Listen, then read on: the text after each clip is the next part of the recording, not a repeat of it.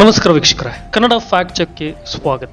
ಮಧ್ಯಪ್ರದೇಶದ ಸಿಎಂ ಮೋಹನ್ ಯಾದವ್ ಅವರು ಕ್ರಿಸ್ಮಸ್ ದಿನದಂದು ಖಾಸಗಿ ಶಾಲೆಗಳಲ್ಲಿ ವಿದ್ಯಾರ್ಥಿಗಳನ್ನ ಸಾಂಟಾಕ್ಲಾಸ್ ವೇಷ ಧರಿಸುವುದಕ್ಕೆ ಅನುವು ಮಾಡಿಕೊಡುವುದನ್ನ ನಿಷೇಧಿಸಿ ಹೊಸ ಆದೇಶವನ್ನು ಹೊರಡಿಸಿದ್ದಾರೆ. ಇಂತಹ ನಿರ್ಧಾರವನ್ನ ಮಧ್ಯಪ್ರದೇಶದ ಸರ್ಕಾರ ತೆಗೆದುಕೊಳ್ಳುತ್ತದೆ ಅಂತ ಹೇಳಿದ್ರೆ ಕರ್ನಾಟಕದ ಸರ್ಕಾರಕ್ಕೆ ಯಾಕೆ ಸಾಧ್ಯವಿಲ್ಲ ಎಂಬ ಪ್ರಶ್ನೆಗಳನ್ನ ಸಾಮಾಜಿಕ ಜಾಲತಾಣದಲ್ಲಿ ಹಲವು ರೀತಿಯಾದಂತಹ ಪೋಸ್ಟ್ಗಳನ್ನ ವ್ಯಾಪಕವಾಗಿ ಹಂಚಿಕೊಳ್ಳಲಾಗ್ತಾ ಇದೆ.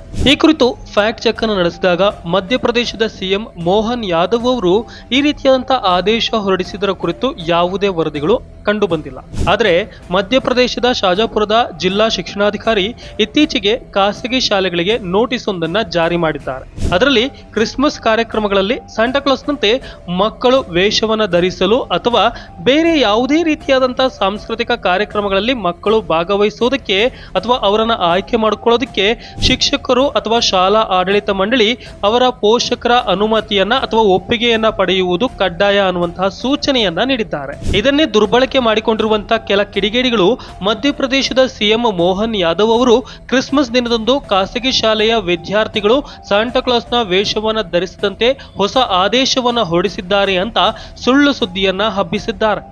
ಕನ್ನಡ ಫ್ಯಾಕ್ಟ್ ಚೆಕ್ ಸುಳ್ಳು ಸುದ್ದಿಗಳನ್ನ ಬಯಲುಗೊಳಿಸುವ ಪ್ರಯತ್ನವಾಗಿದೆ. ಯಾವುದೇ ಸಂದೇಶದ ಬಗ್ಗೆ ಸಂದೇಹ ಬಂದರೆ ನಮಗೆ ಕಳುಹಿಸಿ. ಫ್ಯಾಕ್ಟ್ ಚೆಕ್ ಪ್ರಕಟಿಸುತ್ತೇವೆ. ನಮ್ಮ ವಿಡಿಯೋ ಪೋಸ್ಟರ್ಗಳನ್ನ ಶೇರ್ ಮಾಡುವ ಮೂಲಕ ಬೆಂಬಲಿಸಿ.